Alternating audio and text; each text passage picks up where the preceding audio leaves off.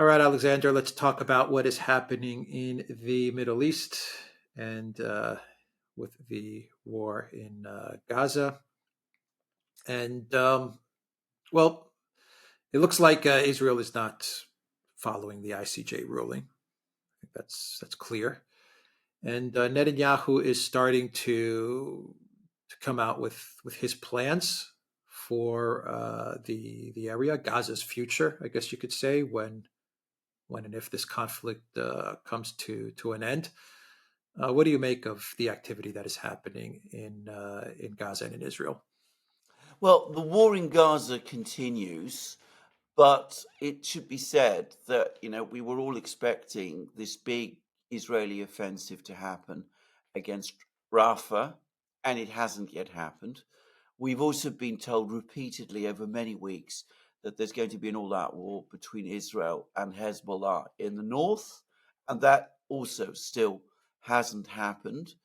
Perhaps it's premature to think that these things won't happen, but clearly there are forces of restraint. I suspect that they're internal to Israel, by the way. I suspect that the military in Israel is experiencing all kinds of problems, and that they're saying to Netanyahu, we need to slow down and think about what we're doing, because Netanyahu himself continues to be very defiant. And the other ministers in the Israeli government also continue to use escalatory language, which I have said many, many times in legal terms is incredibly unwise. And it basically makes the case against Israel that has been brought in the International Court of Justice. Now, Israel has defied the orders of the International Court of Justice. It has shown no indication that it has any idea of complying with them. It's acted exactly as it did before. And moreover, its rhetoric is the same. The rhetoric of Israeli officials remains every bit as bad as it was previously. So now we have another set of hearings in the International Court of Justice. More and more countries are now piling in. Saudi Arabia is piling in. China is piling in. They're making very, very heavy submissions against Israel. It's highly likely, given the decision we got from the ICJ before, that we're going to get not just a stronger decision this time, but quite plausibly a referral to the Security Council. The Security Council has just had an extremely fractious and bad-tempered meeting in which Algeria proposed a full ceasefire in Gaza. 13 countries of the Security Council supported it, including all of the United States' allies, including France. Britain was the only one that didn't support it. It abstained. The United States vetoed the resolution, and that has created an enormous amount of anger. And I think we are now very close indeed to the moment when, if there is a further veto of the next resolution of the Security Council, it will be taken to the General Assembly. I think that things are crystallizing fast now in that direction. So it is very bad. And I don't want to turn to parochial affairs, but we had a catastrophically disorganized debate in the British Parliament on Wednesday. The Labour Party, up to now, has resisted calls for a ceasefire. It's like the British government, tended to back Israel in this conflict. The Labour Party is now, in effect, saying that they support a kind of ceasefire in Gaza, which is an important shift of position. They had to use extremely dodgy procedural mechanisms to prevent a resolution being put before the British Parliament, which would have called for a ceasefire and which would have resulted in many members of the Labour Party breaking ranks to support that immediate resolution. So we see that in Britain, even in Britain, support for the United States' position is cracking. And in Germany as well, we now have Annalena Baerbock, of all people, coming out increasingly and talking about a support for a ceasefire. The administration is taking the United States towards total isolation. What do you make of China's comments with regards to the ICJ? You mentioned it just briefly They in were your statement, and I think it was like the Chinese legal representative addressing the ICJ, saying that Palestine has a right to defend itself. That's basically what he said. What do you make of those absolutely. statements? That is exactly what he said, and he also said that people who are occupied have an inherent right of resistance. Now that is going much further than China has ever done before. And the Chinese Foreign Minister Wang Yi has been traveling around the world. He was in Europe a few days ago for the Munich Security Conference. He's had meetings with Blinken and with Jake Sullivan recently. And he's obviously, what he's doing, I think, is the Chinese are sensing that there is this major hardening of positions about this conflict around the world, and they are capitalizing on it. They are at the same time showing that they understand this and that they are seeking to lead it in some way. And of course, they're leading it against the United States because the United States doesn't basically accept that certainly Hamas and people in Gaza have any right to defend themselves at all. I mean, if you listen to American um, comments, the comments from the US officials, I mean, in effect, that is all but what they're saying. Now, this is nonetheless a big departure from China because China doesn't like generally to appear to be supporting, insurgent forces because, of course, it's also got concerns about its own territory. But this is the stance they're taking now. By the way, as the Chinese representative said, it is a well established legal position. It is one that the United States has itself taken in the past. After all, in effect, that's what the Declaration of Independence says, just saying. So it's not a departure from established law, international law, but it is a significant departure from Chinese policy. And it is a reflection, again, of how uh, the mood around the world is changing and how isolated, in effect, the United States is becoming. I think even more worried, by the way, than what the Chinese are saying is um, the Americans must be very concerned about the increasingly tough stance being taken by their old ally, Saudi Arabia, which is also hardening continuously its position and is also making submissions to the ICJ. And of course, even a country like India, which has had historically good relations with Israel, well, at least under the Modi administration, it has. They are starting to shift position and are taking a stronger line as well.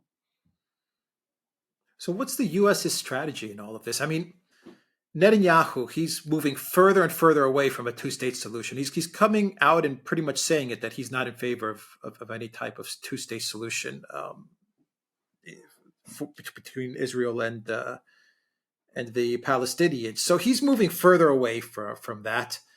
The U.S. continues to play. It seems both sides. They're on the one side they're appeasing Netanyahu. On the other side, they're saying no, Algeria. We're gonna veto this resolution because we have our own negotiation and resolution in the works, which is going to lead towards a two-state solution, and it's going to be a way to create long-term peace and stability in the region, prevent Israel from going into Rafah.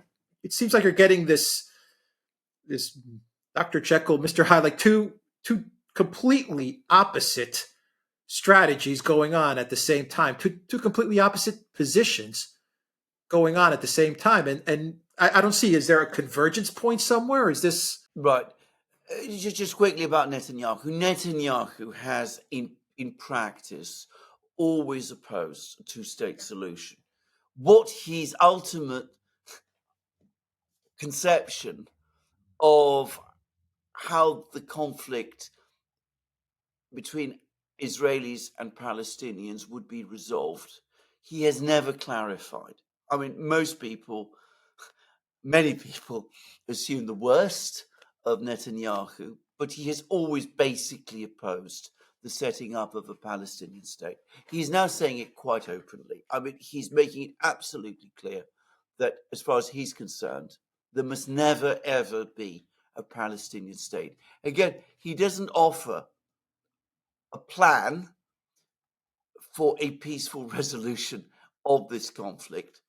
But on this issue of a Palestinian state, he is now absolutely clear. The United States, or at least the administration, always says that they support a Palestinian state. And they also hint that they might move forward to recognize one.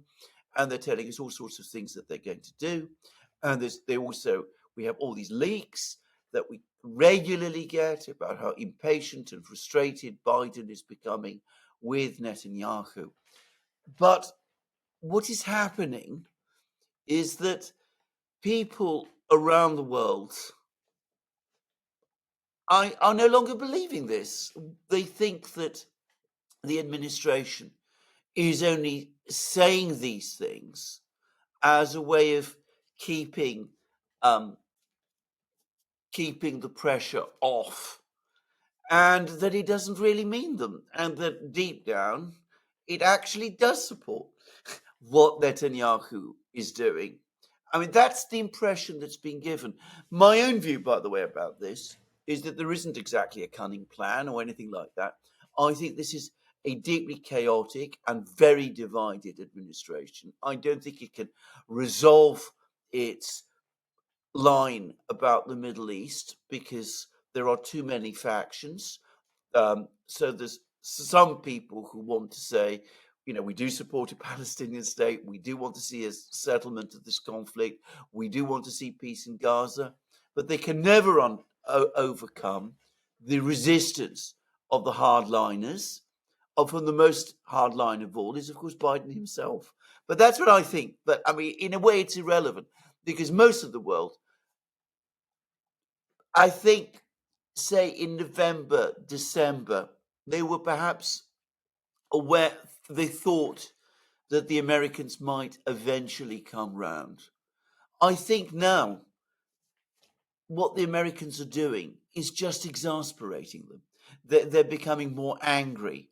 And you can see that from the stance that Saudi Arabia is taking. That Saudi Arabia, which up to a few weeks ago was prepared to give the Americans to some extent the benefit of the doubt, is becoming more and more hardline all the time in its statements and in the actions which it is starting to take. So, you can string people along up to a point, but once they've figured you out, you can't string them along further. And what you risk doing is you risk people seeing you as duplicitous and dishonest, which is, I think, what most of the world now thinks about the United States, or if not the United States, about this particular administration. Yeah, it seems like the whole world is aligning against the Biden White House, the U.S., China, Russia, BRICS, um, Africa, the Middle East, South America. Well, indeed. Let's talk quickly about South America because we've now seen a complete collapse in relations between Israel and Brazil. Now, this Israel was, Brazil, yeah. I mean, Brazil, a major power. Lula, a friend of Biden's, at least so we were led to believe at one time.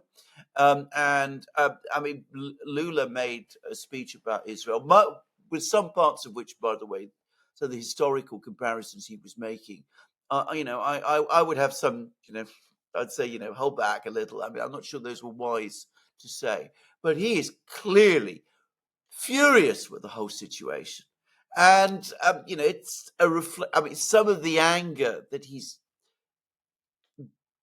focusing on Israel, I suspect he also feels about the Americans. So the Israelis then said that he's persona non grata in Israel, and the result is that Brazil, the most powerful South American state of all, has now recalled its ambassador from Israel. So relations between Brazil and Israel have completely, totally broken down. And one senses that most of South America is now heading in the same direction. There's Milei in Argentina, who is very supportive of Israel and has suddenly converted to Judaism. But I think the rest of the South American countries, the big ones, are going to start drifting away. And, again, this was a region which in the past was had pretty good relations with Israel. I can remember a time when the Israelis didn't really have problems in South America. Well, they do now. Yeah. All right. We will end it there. TheDuran.locals.com. We are on Rumble, Odyssey, BitChute, Telegram, Rockfin, and Twitter X. And go to the Duran shop, 15% off all t-shirts. Take care.